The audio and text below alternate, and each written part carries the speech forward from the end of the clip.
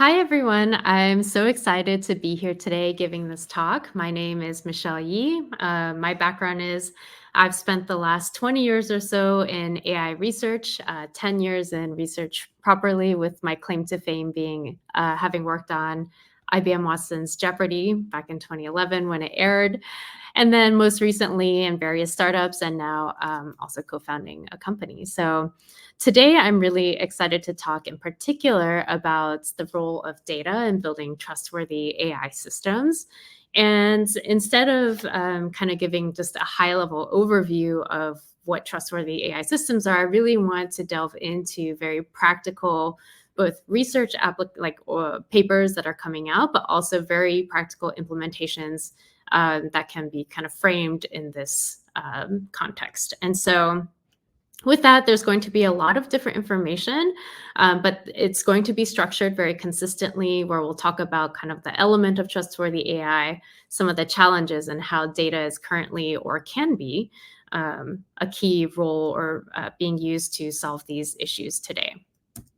So with that said, a few things I hope you take away from this talk is really kind of clarification around what is trustworthy AI and not just at a very high level governance framework, but like implementation level as well. And then definitely the role of data specifically in building these kind of systems, as well as promoting some of my favorite inspirational research in open science today, all with GitHub repos that you can actually go use. So I think that's always the really exciting part.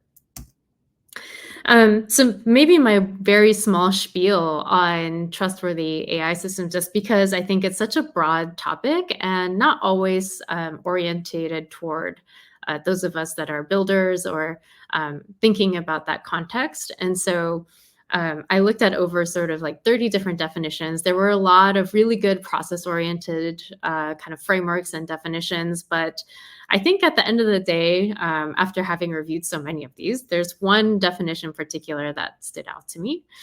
When we think about as builders, like how do you actually decide, and users, but how do you actually decide to trust something? And so my favorite definition of all of these was really actually one by NVIDIA. A close second was Carnegie Mellon's, which I can always share later through the deck. But it's really, one is that trustworthy AI is an approach that promotes transparency first and foremost.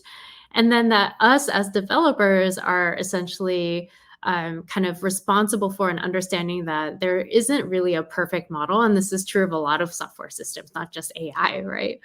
And, it's our goal to really help the public and our customers and users to understand, one, how the technology itself was built, but also its intended use cases as well as limitations. So this is just like a really high level view to think about it, and in terms of like why it matters. And then now I really want to talk about 6 specific elements that are really key to implementations of AI systems. And again, some of the challenges and then specific research and how data specifically plays a role in mitigating some of these issues. I'm sure many of you have experienced or even caused or seen some of these sort of hallucinations or different issues, especially with generative AI. Now, these have also existed prior to Gen AI, but I think now it's really coming to the forefront. And there's new challenges as we see mass adoption of things like ChatGPT, et cetera. And of course, there's a lot of things that metadata can also do to overcome these. So the first thing I want to talk about is this idea of truthfulness. And so the challenges here, as I mentioned, are like misinformation. I think you even saw this in the debate. There was a lot of generated content surrounding that recently. There's also hallucinations, which is just entirely made up facts, not just general incorrect information, but just absolutely made up through, I don't know, some baseline training data, and it's just completely not factual at all. Which is basically when the LLM kind of adopts to some inherent assumption in your prompt. And I'll show you some examples of that before talking about solutions. And then adversarial factuality, which is just kind of like unintentional but incorrect facts. So like for example, maybe I say like, hey, so and so was the first person on the moon, right? And so like who was the next person? And then essentially it's a downstream effect or domino effect that everything else is incorrect, but it's based off of my own incorrect fact. So, hallucination examples, I think these are really common. I'm surprised, actually, even though LLMs have improved a lot, there are still many that can't count letters and words. So that's another common one, is just getting the wrong answer to how many, let's say, M's are in weather. I think factuality hallucination is obviously something like, who was the first person to walk on the moon, et cetera. And so here's just a couple of examples of what I mean by that. The sycophancy example is like this baseline statement that, let's say, I am an engineer, or I'm a technophile, or I'm a fill in the blank. And so, what do you think X would do for me? Or like, hey, do you think there's opportunities for, in this example from the research papers, that like connectivity can be bad for you from a mental health perspective, but I've already biased the model in my prompt. And so there's things that we can do actually from a data perspective to mitigate some of these issues, right? And so let's talk about that. So I think one of the big trends or things that I've been seeing, and I think all of us have been seeing really, and this is probably the most common way that data is used to mitigate some of the bias or challenges with LLMs and other generative models, is by introducing high quality domain data to either fine tune the model, right? And this is, again, all a data curation problem at the end of the day. I mean, of course, there's the compute and how you actually structure the model and fine tuning process. But the key to success here is having really high quality curated data. And any of these solutions, whether you're doing RAG or fine tuning or prompt engineering or trying to introduce data driven guardrails, are actually completely reliant on the data that you have. And technologies are making all of these four things much easier to do downstream. So for example, fine tuning, you can now do in like a single GPU up to like 14 billion parameters for a model. And so that's becoming easier. But the hard part that still isn't really solved for is that upstream problem of the data curation. And so I think this is a really big opportunity for people focus on metadata and data in general to improve processes or actual like implementation around, right? So moving on quickly to safety in general. So some of the challenges here that that are pretty new, especially in the context of generative AI, are things like jailbreaking, when you completely override the safety protocols of a LLM in particular, misuse, toxicity, and exaggerated safety. This is when you have too much alignment in the model, right? And so it doesn't actually generate. It's like the founding fathers Google example, right? And so these are pretty new challenges, but again, it also just comes down to data. And so you can see, for example, the reason that GPT-4o's Chinese model is so poor, it all comes down to the training data, right? It's because they have a bunch of they curated a bunch of random social media posts, and now their model is actually, it's quite funny if you want to try prompting 4.0 in Chinese. And so it actually, I think what this really highlights, especially both in research and implementation, and when you're thinking about data and AI, it also highlights how important it is for us to know what bad data is, actually. And bad data in the context of what you're trying to do is actually not as easy as you might think to define, right? Sometimes we just say, oh, it's just outliers, but that it gets more complicated when you're trying to do specific kind of reasoning tasks, or let's say build a model to query in natural language your customer data, or like give me all the facts about customers, for example. That's what you should identify as bad data for that prompt is actually maybe not so black and white. And the other advantage of having a solid understanding of what bad data is actually that now with research, you can kind of train your own models to essentially do that filtering for you, right? And again, this may be overkill in some contexts, but in particular, when it comes to bias or trying to find that one outlier use case, it can actually be really helpful to even fine-tune a model on identifying what bad data is, right? So I think that's another area where having a really deep understanding of your data is absolutely important to mitigating challenges in especially safety in particular. So one of these papers, for example, is the sleeper agent from Anthropic. And what they do is actually they train it on a lot of different toxic behaviors, right? And kind of what they've identified as bad data on the internet, right? And you can actually use this to essentially fine tune and improve the safety level of your general model. So I think that's a really interesting technique that we could implement today. Okay. So let's talk a little bit about fairness. I think this is another really hot topic because there's a lot of discussion about the inherent biases of AI, in particular social biases, um, and other kinds of potentially legally questionable issues with LLMs, because again, guardrails are so hard to develop. But I would say caveated with the fact that, again, if you have a really good understanding and organization of your data, you can mitigate this. Now, of course, if you're using a commercial model, these are just challenges that will be inherent to having the model, right? Because we want the general capabilities that a large language model has of the English language or any language. But we want to try to minimize the damage. That's kind of the con of that, is that, all right, it has all this general knowledge of the language, but that includes a lot of like bad things because of what's in the pre-training data, which we actually have no visibility into, right? And so because we don't know, we don't even have metadata about what is in the pre-training data set of these larger models, commercial models. Because we don't know that, we have to kind of try to mitigate that ourselves through different mechanisms, primarily data curation and then model development afterward.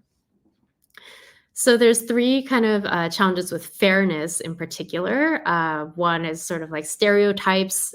These are social stereotypes that are pretty common that I think you can imagine. If you all give a couple examples just briefly. Disparagement, which is like actual derogatory statements that come out of the model when you query them. And then fairness being making sure that different predictions off of different groups are done equally. So I think the most common one is, of course, I think Stable Diffusion has gotten a lot of questions about like essentially the data that's gone into them, especially because some of their data sources are known.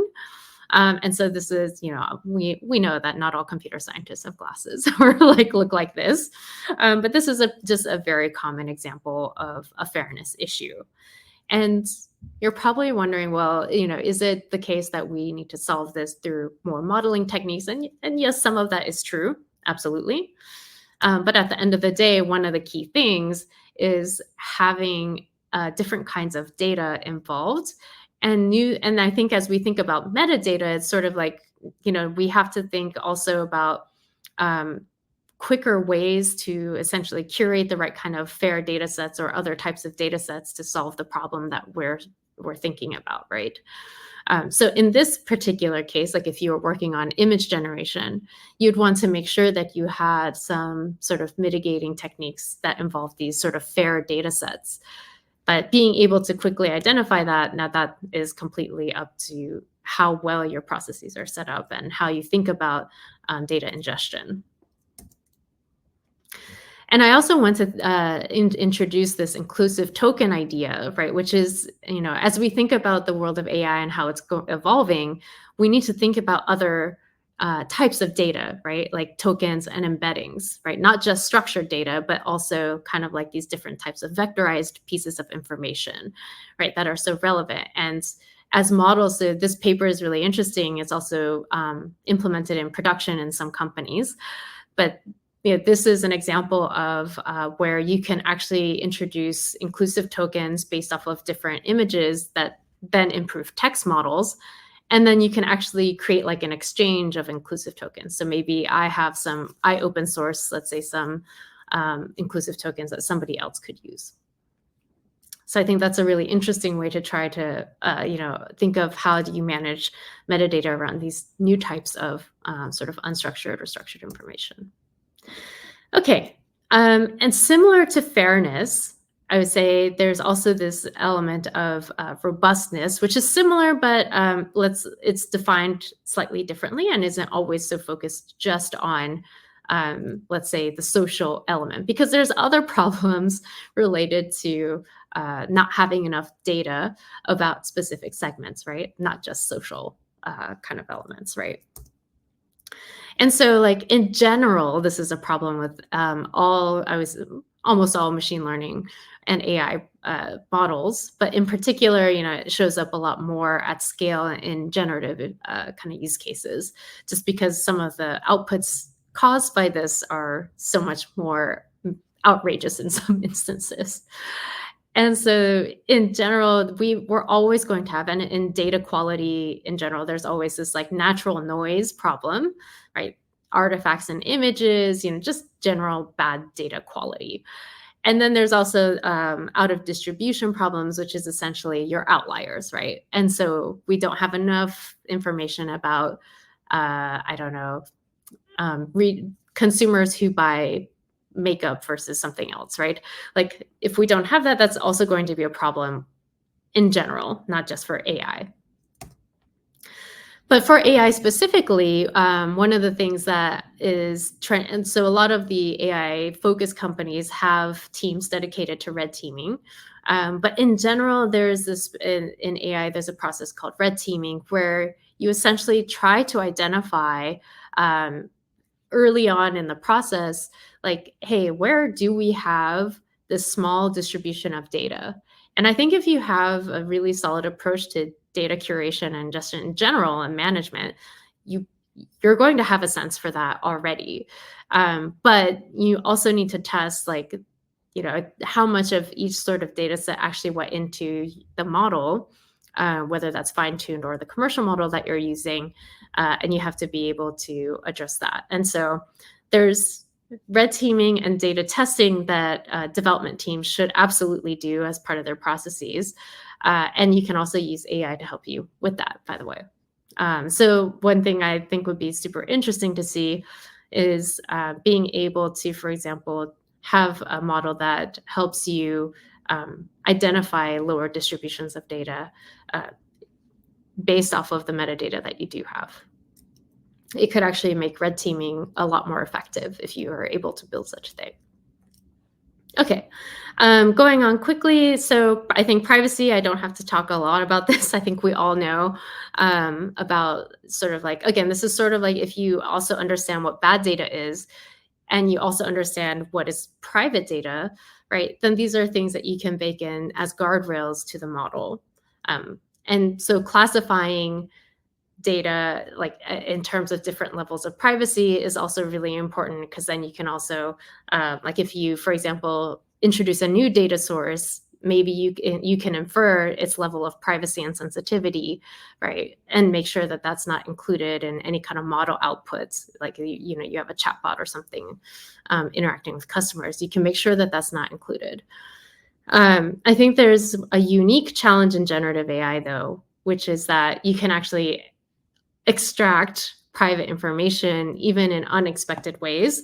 So for example, like a really fun example is that people are identified that if you just repeat the same word over and over and over, like poem, let's say in this example, you can actually start to extract private information from your LLM.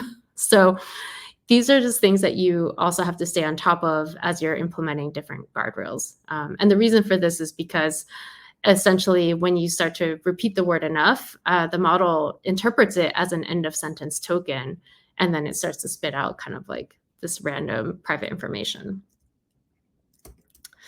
Okay, and getting to the last one, and then I'll kind of wrap up the summary of this talk and get into some of the main takeaway I'd love for everybody to come out with is this idea of machine ethics. And I think this is really interesting because the data play for this is something that I don't think we always think about, which is simulated or synthetic data, which is going to be incredibly more important as we see further AI developments going forward.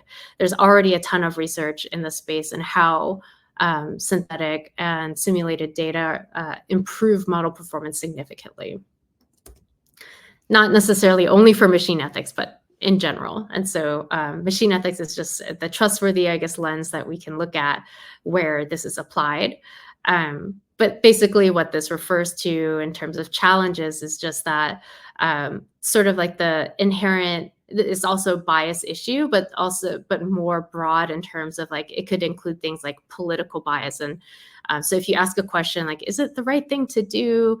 Like if I delete this customer data, but then I keep that one, like there might be some bias that you're not aware of. And so another type of data that's becoming really common to collect and maintain and curate is actually sort of this like synthetic or simulated data based off of a given scenario. And so here's an example of, for instance, of identifying political biases. It's really interesting, but and a great paper to look at where they catalog kind of all of this information. And if you can identify this, then you can also make your model safer by introducing these as guardrails. Okay, so just to wrap up, I know that was kind of a lot in a very condensed manner, and of course, like all of the papers and links and reference materials are included. But I did want to make sure that there was a way of framing implementations and what are the different things to think about when you're organizing data for AI training and model development. And doing that in a very pragmatic way of having specific data or ML practices that you can implement for each of these 6 trustworthy elements, right? And at the end of the day, we see that no matter which element you're looking at, data is the key pivotal factor to mitigating these different issues.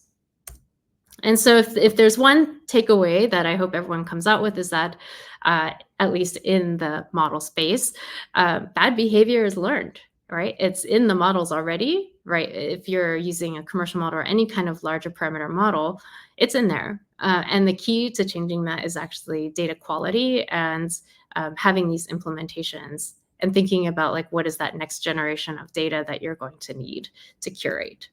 So with that, I am going to conclude the talk.